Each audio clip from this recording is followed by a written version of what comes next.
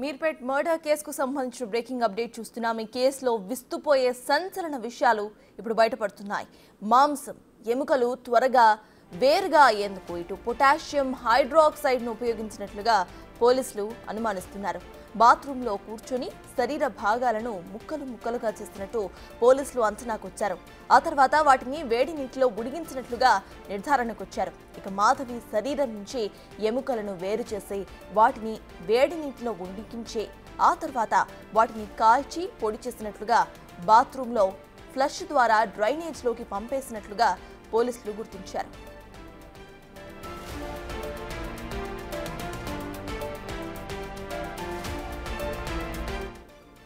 Blu-ray టెక్నాలజీతో గురుమూర్తి ఇంట్లో సేకరించిన ఆధారాలను విశ్లేషించారు పోలీసులు.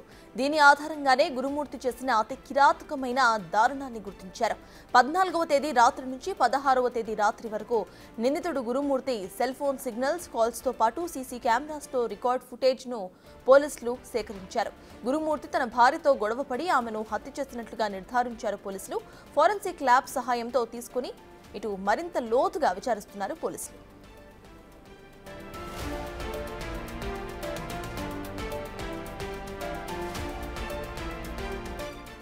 బాత్రూం బయట పెయింట్ కోసం ఉపయోగించే 25 లీటర్ల డబ్బాలో హీటర్ వేసి అందులో నీటిని వేడి చేసినట్లుగా ఆధారాలు సేకరించారు. ముక్కలు మొత్తం మెత్తగా చేసి వాటిని టాయిలెట్లో వేసి ఫ్లష్ చేసేశాడు.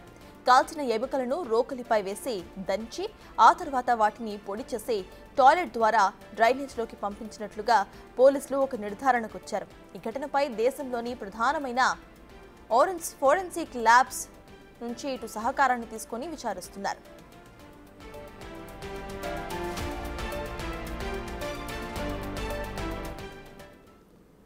ఇదే అంశంపై పూర్తి డీటెయిల్స్ మా ప్రతినిధి సురేష్ అందిస్తారు. సురేష్, చెప్పండి, ఇటు ఫైనల్లీ నిజాలు బయటకు వస్తున్నాయని చెప్పుకోవాలి. ఇప్పుడు చూస్తే పొటాషియం ఒక హైడ్రాక్సైడ్ ను వాడినట్టుగా తెలుస్తోంది. అసలు అప్డేట్స్ ఏంటి? పోలీసులు ఏమంటున్నారు?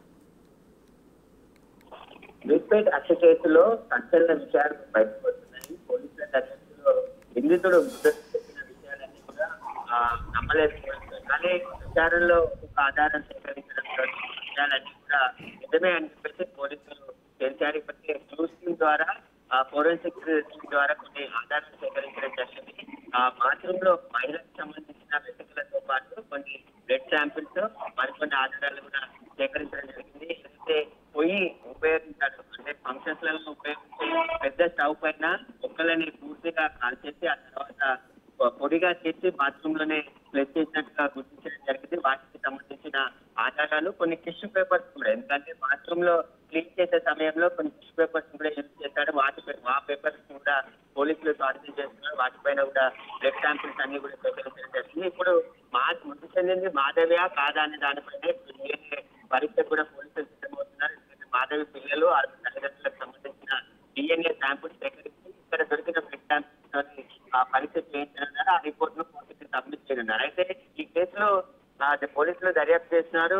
తెలంగాణ పోలీసులే కాకుండా దేశంలో ఉన్నటువంటి వివిధ ఫోరెన్సిక్ ల్యాబ్లకు సంబంధించిన నిపుణుల సహాయం కూడా తీసుకొని మొత్తం సైంటిఫిక్ ఎవిడెన్స్ తో పాటు ఎలక్ట్రానిక్ ఎవిడెన్స్ ఇక్కడ అసెస్ కాబడిన క్లూస్ అన్ని కూడా పోలీసులు సేకరించి పూర్తి దర్యాప్తు తర్వాతే అన్ని విషయాలు కూడా వెల్లడిస్తామని చెప్పేసి ఒకవైపు చెప్తున్నారు. కానీ నిందితుడు హత్య చేయడానికి గల కారణాలనే దానిపై కూడా పోలీసులు దర్యాప్తు చేస్తున్నారు. వాళ్ళ కుటుంబ సభ్యులను కూడా ఆరాధిస్తున్నారు. అసలు గొడవ కారణాలంటే ఎందుకు గొడవ పడుతున్నారు, ఇంకా వేరే ఏమైనా బలమైన కారణాలు ఉన్నాయనే దానిపై కూడా కుటుంబ సభ్యుల స్టేట్మెంట్ కూడా రికార్డ్ చేసుకోవడం జరిగింది.